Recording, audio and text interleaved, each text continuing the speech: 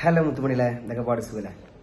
അപ്പോൾ ഇന്നാണ് November 3 നമ്മുടെ കേരള സ്റ്റേറ്റ് അവാർഡ് പ്രഖ്യാപിക്കുന്ന ദിനാട്ടെന്ന്. അത് October 31 ആദ്യം പറഞ്ഞിരുന്ന ഡേറ്റ്. അതിൽ നിന്ന് November 1 ആക്കിയിരുന്നു. അതും മാറി അവസാനം, അതായത് ഇന്നത്തെ ഡേറ്റായ November 3 അത് പ്രഖ്യാപിക്കുന്നത്. രാവിലെ 11 മണിയോടായിരിക്കും അതിൻ്റെ പ്രഖ്യാപനം ഉണ്ടാവുക. ആ ലിസ്റ്റിൽ ഫൈനൽ റൗണ്ടിലുള്ളത് ഇപ്പോൾ മമ്മൂക്ക ഉണ്ട്, ആസിഫ് അലി ഉണ്ട്, ടൊവിനോ ഉണ്ട്, വിജയരാഘവൻ ഉണ്ട്, അങ്ങനെ ഇവരൊക്കെ ഉണ്ട്. നമ്മുടെ ലാലേട്ട അതിൽ നിന്ന് ഫൈനൽ റൗണ്ടിൽ ഔട്ടായിട്ടുണ്ട്. അപ്പോൾ ഇവരാണ് ഇതിലുള്ളത്. ആർക്ക് കിട്ടും എന്നുള്ളതിൽ നമുക്കൊരു പ്രതീക്ഷ മാത്രമേ ഉള്ളൂ. മമ്മൂക്ക കിട്ടുമോ അതോ ആസിഫ് അലി കിട്ടുമോ എന്നുള്ളൊരു ഇങ്ങനെ ഒരു വാഗ്വാദങ്ങൾ നടക്കുന്നുണ്ട്. എന്തായാലും കൊടുമൺപോറ്റിക്കൊക്കെ കിട്ടേണ്ടതാണ്, പക്ഷേ അറിയില്ല. തീരുമാനിക്കുന്നത് കേരള സ്റ്റേറ്റ് അല്ലേ, അതുകൊണ്ട് നമുക്ക് പറയാൻ പറ്റില്ല ആർക്ക് കിട്ടും എന്നുള്ളത്. നമുക്കൊരു പ്രതീക്ഷ ഉണ്ട്, മമ്മൂട്ടിക്ക് കിട്ടുവാൻ ചാൻസ് ഉണ്ട്. കാരണം അദ്ദേഹത്തിൻ്റെ ആ ഒരു കഥാപാത്രം, കൊടുമൺപോറ്റി എന്ന കഥാപാത്രം വളരെ അനായാസമായിട്ട് അദ്ദേഹം ചെയ്തു വെച്ചതൊക്കെ കാണുമ്പോൾ നമ്മളെ വളരെ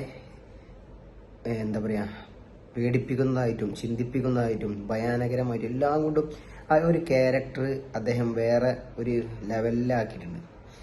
അതുപോലെ തന്നെ ആസിഫയുടെ കിഷ്കിന്താകാണ്ടത്തെ കഥാപാത്രം നല്ല അടിപൊളി. അപ്പോൾ ഇതൊക്കെ ഒരു ടൈറ്റ് കോമ്പറ്റീഷനാണ്.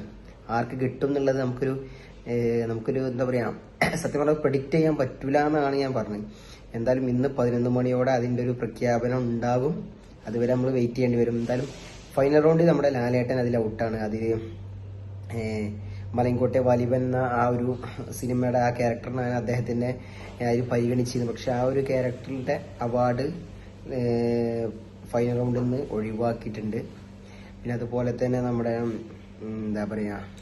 അജയൻ്റെ രണ്ടാം മോഷണം എന്ന ആ ഒരു സിനിമക്കാണ് നമ്മുടെ ടൊവിനോക്കൊക്കെ അവാർഡിൽ പരിഗണിച്ചിരിക്കുന്നത്. നമുക്കറിയില്ല ആർക്ക് കിട്ടും എന്നുള്ളത്. നിങ്ങൾ അറിയുന്നവരൊന്ന്, അതായത് നിങ്ങളൊരു ഗസ്, ആർക്ക് കിട്ടും, ആര് കൊണ്ടുപോകും ഈ വർഷത്തെ കേരള സ്റ്റേറ്റ് അവാർഡ് മികച്ച നടൻ ആരാകും എന്നുള്ളത് നിങ്ങളൊന്ന് കമന്റ് ചെയ്യണം. മാക്സിമം ഈ വീഡിയോ ഷെയർ ചെയ്യാൻ നോക്കുക. വീഡിയോ എല്ലാവരും ഫുള്ള് കാണും. കാരണം പകുതി കാണാതെ എല്ലാവരും മാക്സിമം ഫുള്ളായിട്ട് വീഡിയോ കണ്ടിട്ട് നിങ്ങളെ അഭിപ്രായങ്ങൾ നല്ല രീതിയിൽ കമന്റ് ചെയ്യാം. നോക്കട്ടെ ആര് പറഞ്ഞതാണ് ശരിയെന്ന് നമുക്കൊന്ന് നോക്കാം. എന്തായാലും വെയിറ്റ് ചെയ്യാം.